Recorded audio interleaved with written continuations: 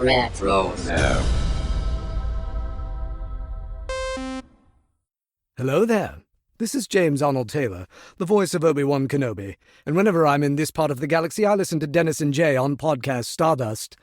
Makes flying a little more tolerable. Don't tell Anakin.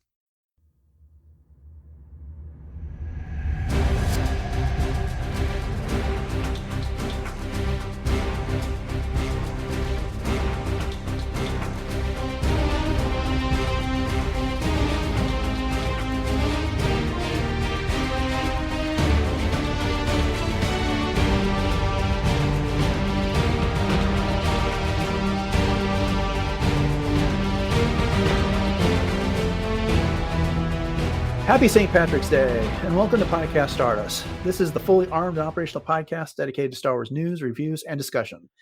I'm Dennis Keithley. And I'm Jay Krebs. It's Monday, so we're starting the week off with another discussion of the Clone Wars. But before we get into that, Jay, where can we be found around the internet?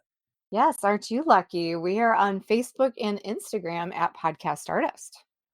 Okay, the dishes aligned, the signal's boosted to maximum output. We are wearing green. The shield is down. We are now broadcasting to the galaxy. So this will be our discussion of episode 3 of season 2 of the Clone Wars, which is called Children of the Force. And as always, this will be a full spoiler discussion. Jay, you want to go ahead and give us the brief episode summary for this one? You got it. Anakin, Ahsoka, and their clones thought they had eliminated Cad Bane in their failed attempt to recover a Jedi holocron. They were wrong. The cunning bounty hunter lives and escapes from the Jedi long enough to kidnap Force-sensitive children for Darth Sidious. His freedom is short-lived, though, when Anakin and Ahsoka capture him again. Under the duress of a Jedi mind trick, he agrees to lead the Jedi to the holocron and the kidnapped children. However, it is all a trap, and he escapes once again. Despite that, Anakin and Ahsoka manage to rescue the children from Darth Sidious's laboratory on Mustafar. Indeed. So this is the final episode in the 3-story arc that began the season. What did you think about this one overall, Jay? Oh, again, it's a great continuation. I honestly forgot that this episode existed. I mean, as far as the arc, I know as far as the arc is concerned, I remembered the arc overall, but I was honestly almost like revisiting this for the first time in my brain pan, which is kind of nice in a way. I'm not going to lie, because it was almost fresh to me in some ways, but I thought it was really well done in terms of how it set up events for. I just kept thinking to myself, oh my gosh, like Anakin's going to Mustafar. Talk about like foreshadowing here. But I did think that Anakin and Ahsoka definitely made a better team this time. It seemed like they kind of gelled a little bit better, even though there was a couple of faux pas here and there. There was also some very deep Force sorts of things that I think were a little bit disturbing to Ahsoka to witness in this. And as we get into this, I know we're going to talk about those things. But overall, I thought it was a great episode. Yeah.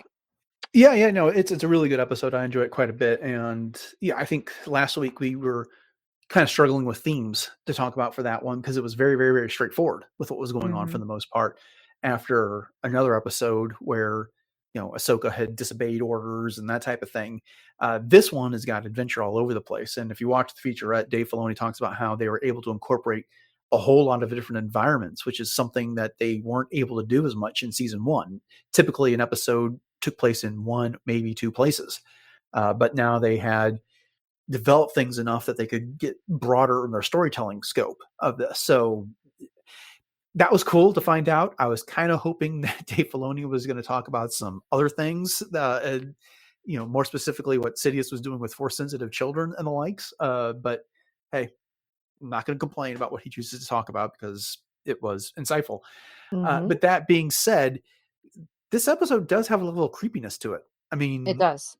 You know, with Sidious getting ready to operate on Force-sensitive children to turn them into Force spies that can peer into the corners of the galaxy, I think is the way he puts it there.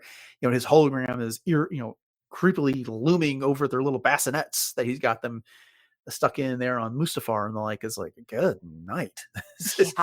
One evil dude. And then there's some other stuff that's a bit of foreshadowing for what goes on in Star Wars that happens throughout here. But let's kind of dive into some more of the details at this point.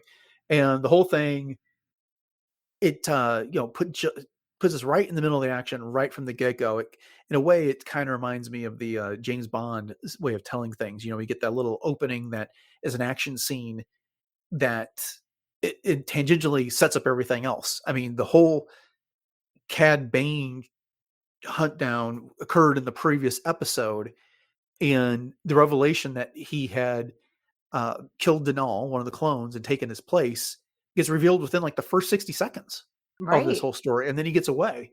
But honestly, I mean, you could have made an entire episode out of that if you wanted, him kind of playing cat and mouse on the Jedi cruiser before he makes his escape. But I guess this was just as effective. Did you have any real feelings on that?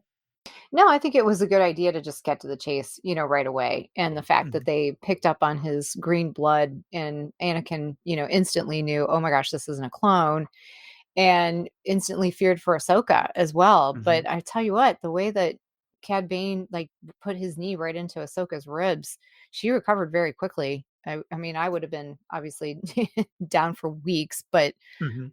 that was, once again, you talk about the brutality that we see in Clone Wars oftentimes. I mean, that was a child, that he did that to. But of course, he was willing to kidnap children. So there's not really much that he wouldn't do, which, real quickly, quick aside, that's one of the things I think this entire episode really does is there's a lot of teetering on more on the morals, the gray areas of what is right and what is good and what is evil and all the dilemmas that kind of go along with that. Oh yeah, and we're definitely going to be getting into some of that real quick here, Yeah. because there's stuff on both sides that is highly questionable in all of this. One of the things though that is that happens here is that the previous episode, Anakin's like, I can still sense Cad Bane through the Force, even though he thought he had just witnessed his death there. I'm a little surprised we didn't get another reference to that at the beginning of this episode because it was such a foreshadow then. That was one of the key elements for Anakin realizing that Cad Bane was still alive out there. So again, it's a little surprised they just didn't go ahead and make another reference to that to pick up uh, the start of this episode. But the other Hmm. thing is that when Cad Bane gets away, there he jumps in a fighter and then takes off. Uh, Anakin's mad. He's really Yeah. mad. And he turns around like very quietly with his hands clasped behind his back, same fashion as Darth Vader at the in the Empire Strikes Yes. Back once the Millennium Falcon gets away. Yes. I noticed that too. Good call. Yeah, and so that's one of the things I appreciate about the Clone Wars is that they almost club you over the head with the Anakin losing his cool and stuff like that. But then you get these subtle nods to Darth Vader's behavior in the movies, and it's such a great callback. Oh yeah, and just jumping ahead too. I mean, there was that one shot of I think it's right at the very end with Anakin standing next to Palpatine as they're Mhm. contemplating, what is the nefarious purpose of this whole thing going on here? When he reports back to him, and it just honestly gave me chills because I was like, oh gosh, that's just like Sidious and Vader standing next to each other, looking out on in this case it was over Coruscant, but in the future it'd be over the deck of a starship kind of a thing. Mhm. Mhm. Yeah, and so the next thing that happens is that Darth Sidious is having this meeting with Cad Bane, and Cad Bane is back in his little asteroid base that we'll come to find out that's what it is later there. And Sidious just flat out tells him, it's like, good, you got the list. Now go pick 4 kids, any 4 kids, and Mhm. bring them to me so he can basically conduct these experiments. And, you know, things like the Rise of Skywalker weren't even a concept for us back then. But I was thinking about this today. I was like, this type of experimentation and stuff that he was wanting to do actually lends a little bit of credibility to this whole Sith alchemy and Sith dark magics and cloning and stuff like that that we find out about so much later. Oh, yeah, and I mean, the way that he frames this in terms of that he says he wants to use these children to create this dark side army, essentially. Mhm. So it was almost like, in some ways, the genesis of the Inquisitors but in a different, you know what I mean? But in a different framework kind of Yeah, thing. it's interesting So, because, like, yeah.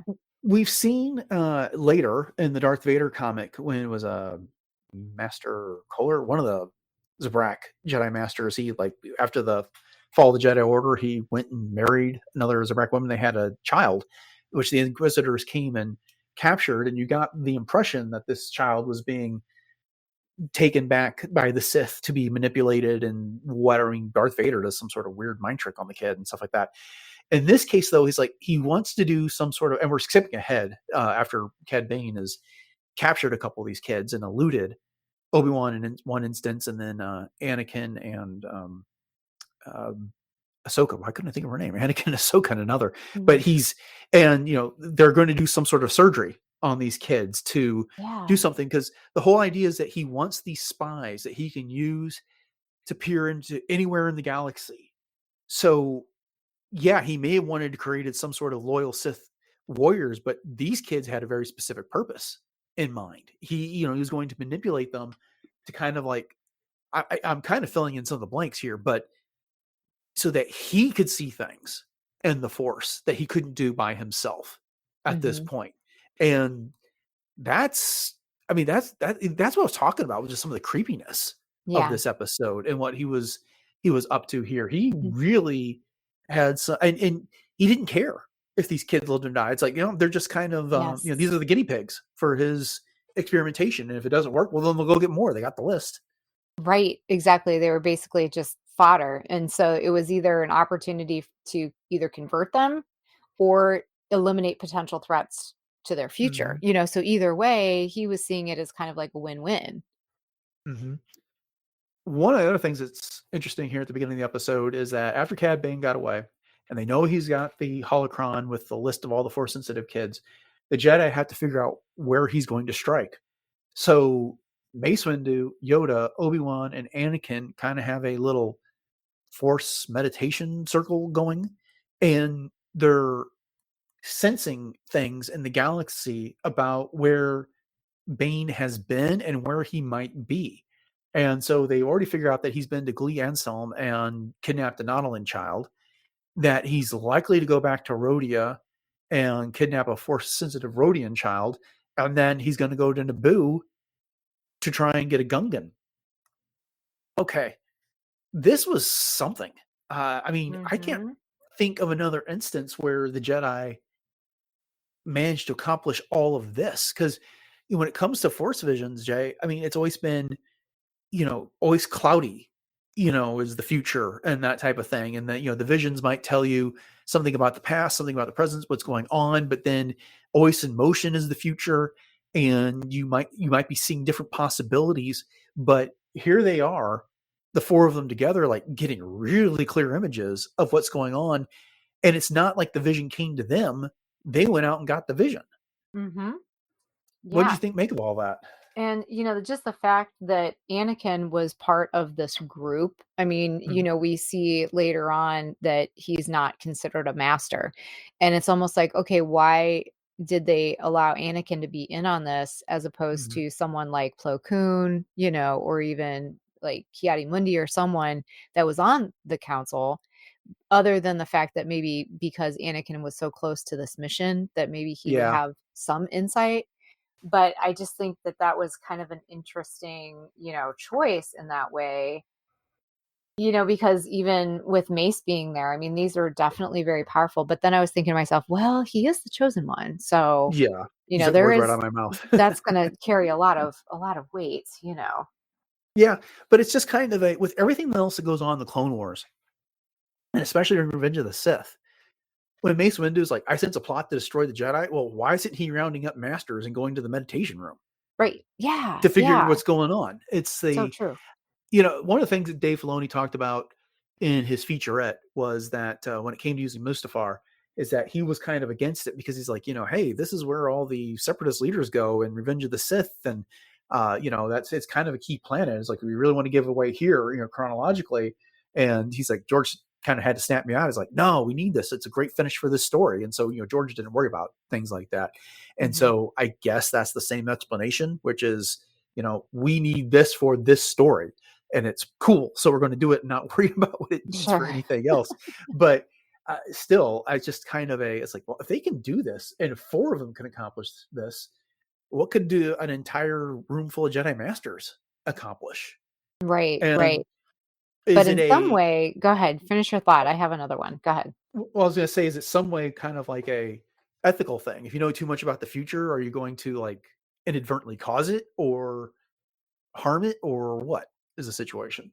Right, right. And, for the Jedi, they see this as being a tool with a good intention. But Mm-hmm. my mind actually started going to like the thought bomb and I know that it's legends, but, Right. in the Darth Bane novel, where they all bounded together and created this one, push with the Force. And so again, it's almost like a gray area there in a way. And I know that they were doing it for good and they were trying to find these children, but I mean, where does that line get drawn? Yeah. You Yeah. know?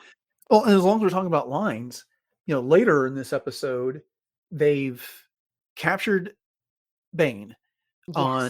on Naboo when he goes after the Gungan child, and they bring him.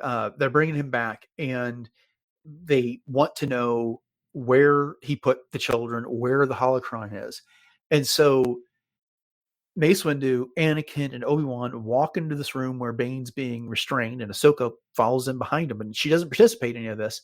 But Anakin starts off by trying to use a Jedi mind trick. You'll tell us where the children are, and they know that he's strong. He's got a strong mind. He's not weak-willed, and so it doesn't work. And he even throws it back in their face. It's like, I'm not going to fall for your Jedi mind trick. Well, then Obi-Wan joins in this. You will tell us where they say it in unison, and that still doesn't work. But then Mace joins in, and they go into the sayings like, we're going to have to be careful because it could destroy his mind. But then they rather aggressively pursue this, and They then do. finally, Cad's like, enough. It's like, this isn't pleasant. I'll tell you where I'll take you to them on this. Okay, I got thoughts, but what's your take on all this? Well, I mean, I just was focused on Ahsoka in the background, and you could just tell that she was a little appalled by this Mm-hmm. and very unsure of this particular strategy. And I think that this may be, among other things, one of the first times where the seeds of the moral ambiguity of the Jedi start to be planted in her mind. And, ultimately, eventually why she ends up leaving the order, of course, going way, way ahead. But I mean, it's a key aspect in her personal conflict. And just the fact that, yeah, again, they're doing this with the best of intentions. However, comma, Mm-hmm. where's that gray area in there? It's interesting you say that though, because this comes right on the heels of the confrontation with Bane on Naboo. And one of the things she says is that, when they're kind of laying this trap for him, she says that, she's got a score to settle with Cad Bane. So as much as that she might have been appalled by this, she's kind of tainted with some un-Jedi-like behavior as well in Sure, all of that's this. not I the mean, Jedi way. Yeah. and Anakin doesn't even try to correct her. And that's just Yep. like, yeah, okay. I mean, he says, yeah, Hmm. that's right. Oh, you got a score to settle? Yeah, you go on in there and do that. And which, one of the things that gets pointed out a lot is that the Clone Wars kind of broke the Jedi down. It made them stray from the light, their ability to use the Force, as Mace says in Revenge of the Sith, is kind of been diminished. And, Right. that's one of the things that Anakin or Yoda says to, Mace is like, let's not tell the Senate. They don't need to know that until let's make sure we got the source figured out before we get into all that. So, Yeah. I mean, this is, you said at the top of the episode, this is a very morally dubious episode of the Clone Oh Wars. yeah, for sure. I mean, there's so many things in here that like just reminds us that the battle for the galaxy is not just fought on the battlefield, but like in the hearts and minds of those who have to make these difficult decisions. Mm-hmm, And, mm-hmm. it's when you reflect on it in that way, I mean, it's just so brilliant the way that the Clone Wars plays out in that way because yeah, there's so many things to just ponder. And this Right. is one of them. So they concoct their mission here. Obi-Wan and Mace Windu are taking are going with Bane to his hideout to recover the holocron, and then Anakin and Ahsoka are going to go after the children, or they're going to try and find out more about where Bane had been. But first, Anakin goes to give a report to Chancellor Palpatine. You made a reference to this earlier, and so he's getting ready to talk to Palpatine. It's the use of light in this scene is absolutely incredible because they're in a dark hall. Palpatine opens the door from his office, and he's got like the sunset of Coruscant in the background. So it's kind of backlighting him here. And so Palpatine, is greeting Anakin, and Anakin, reports that he's come to tell him about something. And then Palpatine looks down at Ahsoka, who kind of gives him a sheepish grin. And he's like, "Excuse this child," and leaves her in the hall. Yes. And takes Anakin into the office.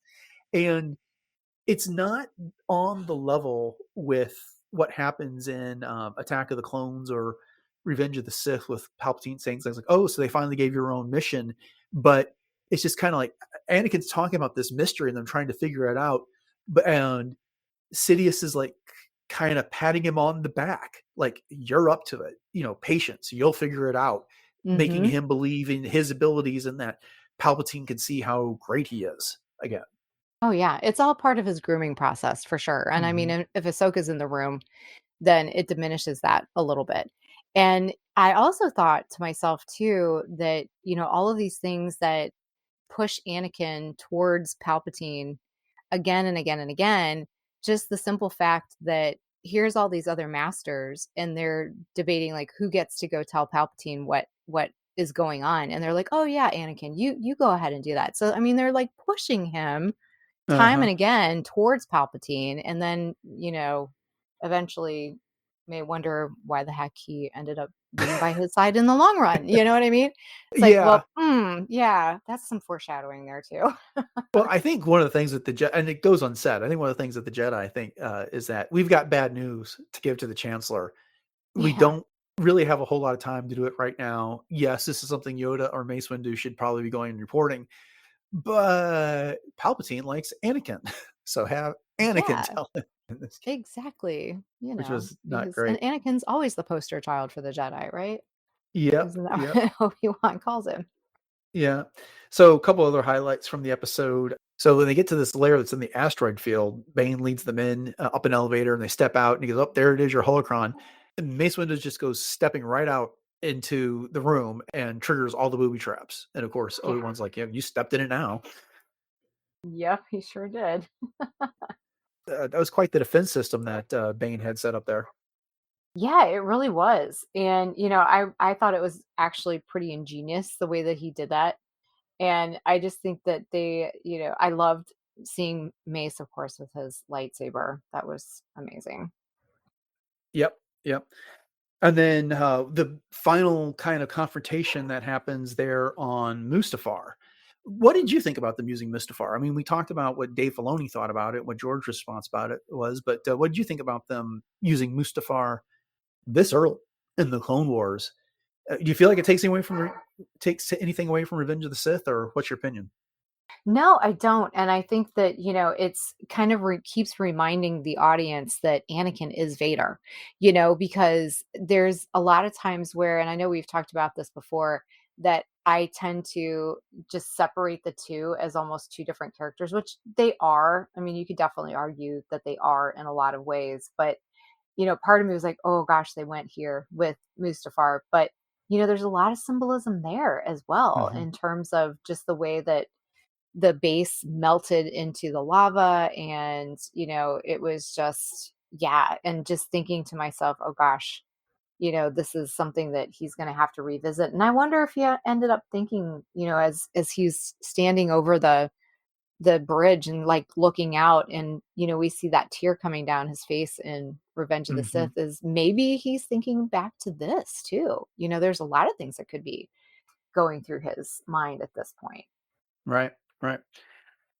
Yeah, no, getting to see Mustafar was cool. Those droids, those little nanny droids that end up being like way more than nanny droids, are really creepy. Yeah. When it was there, and it was appropriate, I think, and doing a little bit of foreshadowing what would happen in Revenge of the Sith with the gravity being turned off and the shields being turned off, so that base just sinks into lava and destroys everything. So no one could track exactly what Sidious was doing. Some real forethought on his part, because he said, take everything to my backup facility before it got destroyed. And, and he didn't care. It's like, bring the kids, but if they don't make it, we know where to find more. So Right. Yeah. Okay, well, that brings us towards the end, basically to the end of the episode. Just a few little Easter eggs that were in there. Yularen, when after Anakin calls him to shut down all the hyperspace rings so that Bane couldn't escape, his line is, "No, lock them all down, hurry," which is practically the exact same thing that 3PO said to R2-D2 and the Death Star about shutting down the trash compactors. Mm-hmm. We already mentioned Anakin's hands behind the back posture. And then the holographic mobile and the Gungan nursery includes a Kalu clawfish and a Sando aqua monster in it. So, two creatures that we got to see in the Phantom Menace. So, yeah. Cool. And a Tuca doll. Yeah. Oh, that's true. And then there was the reference to Glee Anselm, and that gets talked about quite a bit by Tobias Beckett in Solo. That's where he wants to go retire after he pulls off that one last job. So, anyways, that was a nice little reference as well. Of course, this came out well before Solo. So, sure. Okay. Well, then that brings us towards the end of the episode. It's a fun one. I'm glad we got to discuss this. And you and I were just looking through what's to come in season 2. There's a lot more really good episodes on the way. So make sure you all join us for those. But thank you all for joining us for this episode of Podcast Stardust and our discussion of Children of the Force. We really hope you enjoyed the conversation, and hopefully it inspired maybe to go back and watch the episode. It's a good one. Mm-hmm. If you've enjoyed this and you want to get our weekly look at the Clone Wars, make sure you subscribe to the podcast on your podcatcher of choice. And once you've done that, we would love it if you could rate, review, that type of thing, whatever, follow, share that your podcatcher lets you do. That helps others find the show. And we'd like to remind you can find the entire catalog of shows beyond the 100 or 200 you're likely to get on your podcatcher over at retrozap.com, along with all the other shows that are on the network, such as Agents Shield Case Files, Animaniacs, Brews and Blasters, Dork Lair, Dooncast, Enjoy Stuff, Love, Death, and Robots Plus, Superhero Suite, and Warp Trails. Jay, you want to remind everybody where we can be found on social media and elsewhere online? Absolutely, my pleasure. As always, we are very easily found on Facebook and Instagram at Podcast Stardust. And we do have bunches of Pinterest boards. So head over to our Pinterest page and check that out as well. And then if you're looking for other places to listen to us, we are also on 2 different types of YouTube outlets. So there's YouTube and YouTube Music. So we'd love it if you would subscribe to both of those and share those out as well. And those do support reviews as well as reactions and comments. So if you have anything to say about this episode or any of our other episodes, we would love to hear it. And if you would like to support the show, we do have a link in our show notes to our TeePublic store. And we have 7 different show logo designs available. So if you are in need of some new Podcast Stardust swag, that is the place to go. And if you do happen to pick something up, make sure you snap a picture and share it with us, because we would love to see where our products end up out in the wild. So once again, the link to that is in our show notes. Yeah, and some of you have been buying t-shirts lately. We'd love to know who has them. So exactly. I've been getting the updates, but we have no idea who buys these things. So it's just that they've been bought. So if you got one, let us know. We'd love to see it. And thank you. Yeah, definitely. Thank you all. We appreciate the support. Jay, you remind everybody what you're up to in cosplay? Absolutely. So you can always catch me on my cosplay account on Instagram, which is at j.snipscosplay. And I do have Fan Expo Cleveland coming up here in just a few short days. So I will have tons of pictures coming up from that. And you can always catch me as Ahsoka, the 4th sister, 2 different versions of Hera, as well as my original concept Mandalorian. And you never know what else I'm up to with Leia and the like. So once again, check that out at j.snipscosplay. All right, coming up on the show this Wednesday, it is the next edition of World Between Worlds, where Jay rounds up Star Wars fashion and lifestyle products and shares them with us. And then Friday, we are going to be straying from our usual programming of the news, because we're going to be recording the episode in advance, and we'll be doing some Revenge of the Sith trivia. So make sure you join us for that. We'll be getting back to the news the following week. It's just that with a busy schedule, we just aren't going to be able to get a news episode in. But please join us for some trivia. It's going to be fun. So with all that said, thanks for listening to episode 861 of Podcast Stardust, everyone. Have a great week, and until next time, may the Force be with you.